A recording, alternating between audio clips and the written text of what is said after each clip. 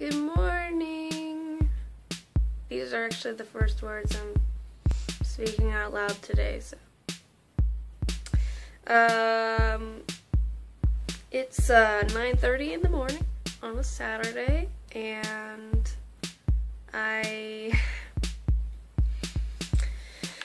thought I would tell you a story of a terrible date that I had, and here we go. It was on Valentine's Day, and I'm not gonna lie. I met this person on the internet. I was open to the idea, to the possibility that I may or may not be interested in them, and so I told him that I might not be worth it, and not to have high expectations, because it's better just to have a none. And then you can be pleasantly surprised and not disappointed. The terrible thing is this guy is from Eugene, and he decided that he wanted to drive 2.5 hours to Bend to meet me. And I told him, I'm not gonna ask you to do that. I'm not asking you, because that's ridiculous. And I told him, I might not be worth it. And he's like, well, there's only one way to find out. So he's like, I'm on my way. And I'm like, okay. So he drove all the way here, and Winterfest was going on at the time, so I thought that would be fun to do. I met him at a coffee shop and saw him before he walked in through the door, and I knew just right away, like, it was not gonna be that kind of thing. Also, English is not his first language. It's Spanish. So while I was talking to him, I tried to speak Spanish with him, and I would get frustrated because of my lack of skill. Basically, he broke the unspoken rule of no touchy, and like held my hands like across the table. It was strange. So I was just like, I like kind of just fling my hands away. But yeah, and it got worse. Like, okay, so we walked downtown, and he would, like, I don't know. The thing is that in his culture, it's common to be playful and stuff with people, and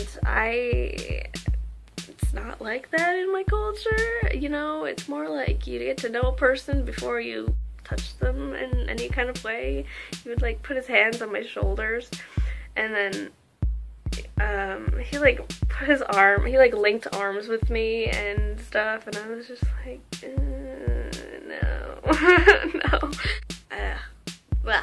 So we went to Winterfest, and he kept doing this kind of thing, and my mother recommended that I just be honest and tell him, we're just friends. So I did, and he was just like, what? Yeah, I know, we are, yeah. I don't buy it, but it was super awkward after that. From that point on, obviously, of course, but he was not talking hardly at all. But the worst part was that I met up with my roommate at Winterfest a little while later, and my roommate and I are friends, and so like he was kind of doing the same kind of things that the date was trying to do before, and it was okay because we're friends. And oh man, the date turned into the third wheel. It's so sad. So he just completely stopped talking the rest of the time, and when we were leaving, he was walking like freaking 10 feet behind us, and I was with, and then my brother also showed up, so it was completely no longer anything romantic. And it never was. It was just like so sad though. So then we were walking back towards our cars, and he didn't even say goodbye. He just kind of like, I wish I had two hands holding this up. So I'm here and I'm going like this with my brother, and he was like this behind us walking this way, and then he just kind of went the other way, and so I kind of was like, hey, like, bye, and he was just kind of like, I felt so bad. It was so sad. And then he had to drive 2.5 hours, or maybe 3, all the way back to Eugene. And it was just, oh, it was so sad. So,